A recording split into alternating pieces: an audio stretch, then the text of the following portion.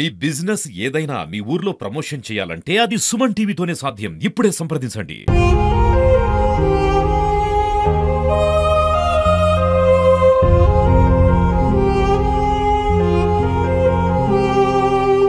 అమ్మ ఎక్కడ పోయింది నాన్న? క్యాన్సర్ అయిపోయింది.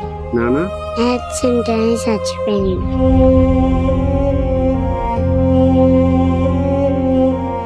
ఈ ప్రపంచం చిన్నారులకు స్వర్గధామంగా ఉండాలి, కానీ కొందరి జీవితం చిన్న వయసులోనే కన్నీటి సంద్రంగా మారుతుంది. దీనికి ప్రత్యక్ష ఉదాహరణ సూర్యాపేట జిల్లా ఆత్మకూరియస్ మండలం గట్టికల్ గ్రామంలోని మనం చూపించబోయే ఈ ఇద్దరు చిన్నారుల దీనగాథ. చిన్న వయసులోనే పుస్తకాలతో కుస్తీ పడాల్సిన వయసులో ఎన్నో కళలు కనాల్సి ఉల్లాసంగా స్కూల్లో గడపాల్సిన ఈ వయసులో చిన్నతనంలోనే తల్లిదండ్రులను కోల్పోయి ఒక నిస్సహాయంగా తమ జీవితంలో కమ్మిన చీకట్ల మధ్య బతుకుతున్నారు ఇద్దరు చిన్నారులు. వాళ్ళతో మాట్లాడదాం. అసలు ఎందుకు ఇలా జరిగింది, వాళ్ళు ఏమంటున్నారు మాట్లాడే ప్రయత్నం చేద్దాం. చెప్పమ్మా, ఏం పేరమ్మా నీ పేరు? శివ. ఏమైంది అసలు? అమ్మ నాన్నకి ఏమైంది, ఎప్పుడు చనిపోయారు, మీరు ఇప్పుడు ఎక్కడ ఉంటున్నారు? మా డాడీకి యాక్సిడెంట్ అయింది. మా అమ్మకి బ్రెయిన్ లో క్యాన్సర్ వచ్చి చనిపోయింది. ఇప్పుడు మా అమ్మ చనిపోయినప్పుడు మా తమ్ముడు మా రమేష్ అన్న ఇంటికాడ ఉండేవాడు. అయితే మా డాడీ కూడా చనిపోయిన వల్ల నేను కూడా మా రమేష్ అన్న ఇంటికాడ ఉంటా, అక్కడనే చదువుకుంటా, అక్కడనే ఉంటా. ఎట్లా భోజనం ఎడ చేస్తున్నారు, స్కూల్కి వెళ్తుర్రు, ఎట్లా ఏం సంగతి? మీకు ఆలనా పాలన ఎవరు చూస్తున్నారు? నాకు ఆలన పాలన మా రమేష్ అన్నయ్య ఏమన్నా తెచ్చి పెడతాడు. ఇక నాకు అమ్మాయినా నాన్నైనా మా వాళ్ళే. మా తమ్ముడిని సాదుకుంటారు. ఇప్పుడు నేను కూడా వాళ్ళతోనే ఉంటా. నేను రోజు బడికి వెళ్తుంటే నేను జోంకాయలు తెంపుకుంటా అని అక్కని అడిగితే ఎప్పుడైనా తెంపుకోరా అని మళ్ళా ఎప్పుడన్నా ఇంట్లో కూరలు అయిపోతే మా వదిన ఎప్పుడైనా అడిగినప్పుడు కూర వేసిస్తుంది, పెరిగేసి ఇస్తుంది. మా వదిన అమ్మ నాన్న లేని లోటు ఎప్పుడైనా గుర్తొస్తుంది? అమ్మ నాన్నలు గుర్తొస్తారా మీకు? వచ్చినప్పుడు ఏమనిపిస్తుంది? మాకు అమ్మ నాన్న అంటే బాగుండు, కానీ మా రమేష్ అనే మా వదిన ఉన్నాక ఇంకా మా అమ్మ నాన్న అన్నట్టు అని గుర్తు తెచ్చుకుంటాం. ఏం చేస్తావు పెద్ద అయినాక? నువ్వు చదువుకుంటావా, ఏం చేస్తావు? చదువుకుంటా, ఎస్ఐ అవుతా. ఎస్ఐ కావాలని కోరిక. తమ్ముడు ఎప్పుడన్నా అడుగుతాడా అమ్మ డాడీ, మమ్మీ డాడీ అని అడుగుతాడా తమ్ముడు? ఏమని చెప్తావు సమాధానం తమ్మునికి? మనకి అమ్మాయినా నాన్నైనా మా రమేష్ అన్నయ్య అని చెప్తా. మాట్లాడతాడా? అమ్మ ఎక్కడ పోయింది నాన్న? క్యాన్సర్ అయిపోయింది. నాన్న యాక్సిడెంట్ అయి చచ్చిపోయింది. ఎట్లా చచ్చిపోయింది? యాక్సిడెంట్ అయిందా? ఎన్ని రోజులైంది? మంచిగా చదివిస్తే అందరూ సాయం చేస్తే చదువుకుంటా మంచిగా. ఇది ఇక్కడ పిల్లలు చెప్తున్నారు. పిల్లలు మాట్లాడే ప్రతి మాట కూడా మనసున్న వారిని ప్రతి ఒక్కరిని కూడా కండతాడి పెట్టిస్తున్న పరిస్థితి కనబడతా ఉంది. మరోవైపు వీళ్లకు ఇక్కడ మనం చూడొచ్చు, ఇక్కడ ఏదైతే మనుషులకైనా మనసు ఉంటుందో లేదో కానీ పెంపుడు జంతువులకు ఉన్న మనసు చాలా గొప్ప విషయం. ఈ శునకమే వీళ్ళకు సహాయంగా వీళ్ళకు ఉంటున్న పరిస్థితి. మరోవైపు ఇంకా సమాజంలో మనసున్న వాళ్ళు ఎంతో మంది ఉన్నారని చెప్పడానికి వీళ్ళ ఆలన పాలన చూస్తున్న రమేషే దీనికి నిదర్శనం. ప్రస్తుతం వీళ్ళ ఇంటి పక్కనే ఉన్న రమేష్ గౌడ్ అనే వ్యక్తి వీళ్ళ ఆలన పాలన చూస్తూ వాళ్ళని తల్లిదండ్రులా వాళ్ళకు ఎవరు గుర్తు రాకుండా వాళ్ళని పెంచుతున్న పరిస్థితి కనబడుతుంది. అసలు ఏం జరిగింది, వాళ్ళ కుటుంబం పరిస్థితి ఏంది, ఇతను ఎందుకు వాళ్ళని అక్కడ చేర్చుకుంటాడో వాళ్ళ మాటలు తెలుసుకుందాం. చెప్పండి, ఎందుకు అసలు ఏమైంది అసలు వీళ్ళ పిల్లలకు? 2022 ఏప్రిల్ 9 నాడు వాళ్ళ అమ్మ బ్రెయిన్ ట్యూమర్తో చనిపోయింది నిమ్స్ హాస్పిటల్లో. ఇక అప్పటి నుంచి ఆ చిన్న పిల్లగాడు 18 నెలల అబ్బాయి.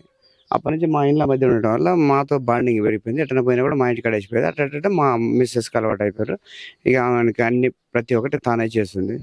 ఇక పెద్ద బాబు వాళ్ళ నాన్న కాడ ఉండేది. వాళ్ళ నాన్న మొన్న 5వ తారీఖు నాడు యాక్సిడెంట్ అయ్యి చనిపోయాడు రోడ్డు ప్రమాదంలో. ఇక అప్పటి నుంచి వాడు ఆ చిన్న బాబు అంటాడు, అన్నయ్య నేను రమేష్ అన్నయ్య వాళ్ళ ఇంటికి అంటున్నా కదా, రేపటి నుంచి డాడీ చచ్చిపోయాడు కానీ నువ్వు ఎక్కడ ఉంటావు అన్నయ్య అని క్వశ్చన్ చేయగానే మా బజార్లో మొత్తం కంటతడి పెట్టారు, విపరీతంగా కంటతడి. ఇక ఇప్పటి నుంచి వాళ్ళకి మా ఊళ్ళో గ్రామంలో గ్రామస్తుల సహకారంతో అందరికీ ఫండింగ్ పెడితే చాలామంది స్పందించి డబ్బులు వేస్తారు. ఇంకా మీలాంటి టీవీ ఛానల్స్ ద్వారా ఇంకా మాకు స్ప్రెడ్ అయితే ఇంకా వాళ్ళకి మంచి గొప్ప అవకాశాలు వస్తాయని మేము భావిస్తున్నాం. రేపు ఏదైనా వాళ్ళ శ్రేయస్సు కొరకే, మీరు చేసినా మేము చేసినా ఎవరు చేసినా వాళ్ళ శ్రేయస్సు మంచి ప్రయోజకులు కావాలని నా బాధ, అంతే తప్ప నాకేదో క్రెడిట్ దక్కాలని ఏదో మీడియాలో ఫోకస్ కావాలనే ఆలోచన నాకు ఎక్కలేదు. అది నా కాన్సెప్ట్. దానికి వాళ్ళ పిల్లల్ని వాళ్ళ అమ్మ నాన్న గుర్తు చేసుకుంటారా, వాళ్ళని అడుగుతుంటారు? వాళ్ళ అమ్మ నాన్న అంటే ఆడు చిన్నోడు కొంచెం గుర్తుపట్టాడు. వాడు అంటే ఏ రోజు కూడా వాళ్ళకి అలవాటు చేయలేదండి. వాడు అన్నం తినాలన్నా కూడా వాడు పెద్దోడికి అసలు అడిగేది తెలియదు. మాకు తెలుసు వాని గురించి, వాని మనస్తత్వం. పిలిచి మేము పెడతాం. వాళ్ళ నాన్న వండక పాపం ఉంటే మేము అన్ని మేము పెడతాం. మా బజార్లో మేము ఒక్కరమే కదా, అప్పుడప్పుడు మా బజార్లో అందరూ కూడా చుట్టుపక్కల ఉన్న వాళ్ళు ఇడ్లీ చేసుకున్నా, ఇక్కడ పక్క మట్టి వీళ్ళు చారేసు, ఇక్కడ ఎదురుగా ఉన్న వాళ్ళు అంతా మ్యాక్సిమం అందరు సహకరిస్తారు. కాకపోతే మేము కొంచెం ఎక్కువ బాధ్యత ఎక్కువ తీసుకుంటున్నాం. చిన్న బాబు మాత్రం ఒక 3.5 years నేను సాదా పెట్టేవాడిని. అప్పటి నుంచి మా దగ్గర ఉంటాడు. మేమే స్కూల్కి పంపించడం, అంగన్వాడీ స్కూల్కి పోతుండు, తీసుకుపోవడం అంతా మేము. పెద్ద బాబు కూడా సరే, మా చిన్న బాబుని ఎలా మీరు అక్కడ చేసుకుంటారు, పెద్ద బాబు కూడా అలా చేసుకోబోతున్నారు. నేను ఆల్రెడీ నిన్ననే అన్నా, ఖచ్చితంగా వాళ్ళని చేసుకుంటాం. నాకేముంది, వాళ్ళకు బాధ్యతగా ఫీల్ అవుతుంది తప్ప భారంగా ఎక్కడ ఫీల్ కావట్లేదు, అంతే తప్ప. ఇక తర్వాత వాళ్ళు ఒక ప్రయోజకులు చేయాలి అనే ఒక్క కాన్సెప్ట్తో నేను తీసుకున్నాను. వాళ్ళ ఇది సమాజంలో ఇంకా కూడా మానవత్వం బతికే ఉందని చెప్పడానికి రమేష్ వాళ్ళ పిల్లలని కూడా అక్కడ చేసుకోవడమే నిదర్శనం కనపడుతుంది. కానీ వాళ్ళని ఇంకా విద్యాబుద్ధులు నేర్పి వాళ్ళని ఇంకా ఒక ఉన్నత పౌరులుగా తీర్చిదిద్దాలంటే కొంత ఆర్థిక పరిస్థితికి అడ్డం వస్తుంది. సో వాళ్ళందరికీ కూడా సమాజంలో ప్రతి ఒక్కరు తలా చేయి వేసి వాళ్ళను సహాయం చేస్తే వాళ్ళకి 100% వాళ్ళని దేశంలోనే నెంబర్ 1గా తీర్చిదిద్దానని కూడా వాళ్ళకి చెప్తున్న పరిస్థితి కనపడుతుంది. మనతో పాటు కొంతమంది మహిళలు ఉన్నారు. చెప్పమ్మా, ఎట్లా ఏమి ఆ పిల్లల చూసి ఏమనిపిస్తుంది మీకు?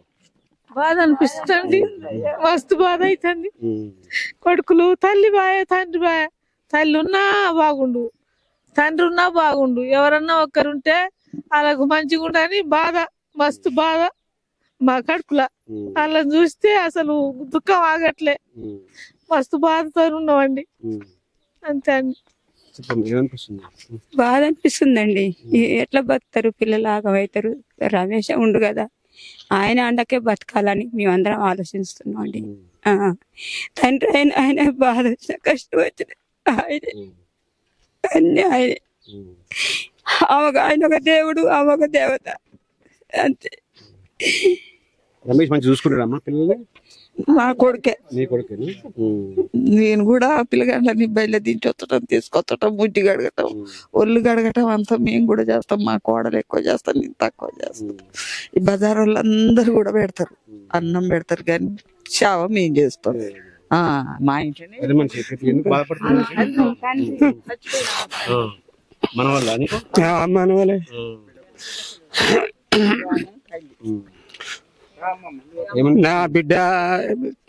నా బిడ్డ పోయిన కానించి అయినా కానీ అత్తగాళ్ళే వాళ్ళే ఇదవుతుంది. ఆయన లేకపోతే మాత్రం నా పిల్లగాళ్ళు ఇదే మళ్ళీ రెండోటి మళ్ళీ ఇంట్లోనే తండ్రి ఇదైపోయింది. ఆయన అదైనా ఏం చేస్తా, ఇక మరి భగవంతుడే వాళ్ళదే పుణ్యం చేస్తారు.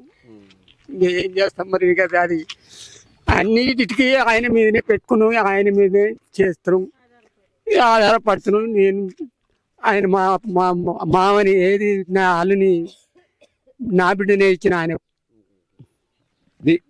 ఇవి పిల్లలిద్దరిని కూడా అక్కడ తీసుకున్నారు. రమేష్కి అయితే అందరూ కూడా గ్రామస్తులు హ్యాట్సాప్ చెప్తున్న పరిస్థితి కనపడతా ఉంది. మరి అందరూ కూడా మనం కూడా సామాజిక బాధ్యతగా పిల్లలందరికీ కూడా తలా చేయి వేయాల్సిన అవసరం ఉంది. వాళ్ళ చిన్నారి జీవితాల్లో బతుకు కొత్త వెలుగును నింపవలసిన అవసరం అయితే ఎంతైనా కనపడతా ఉంది.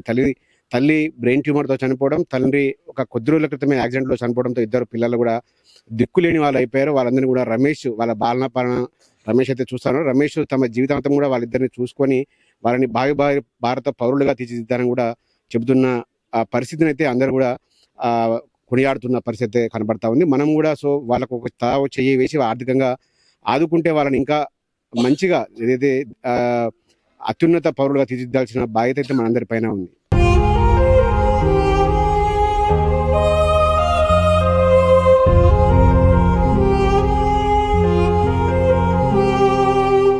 అమ్మ ఎక్కడ పోయింది నాన్న? క్యాన్సర్ అయిపోయింది, నాన్న యాక్సిడెంట్ అయి చచ్చిపోయింది.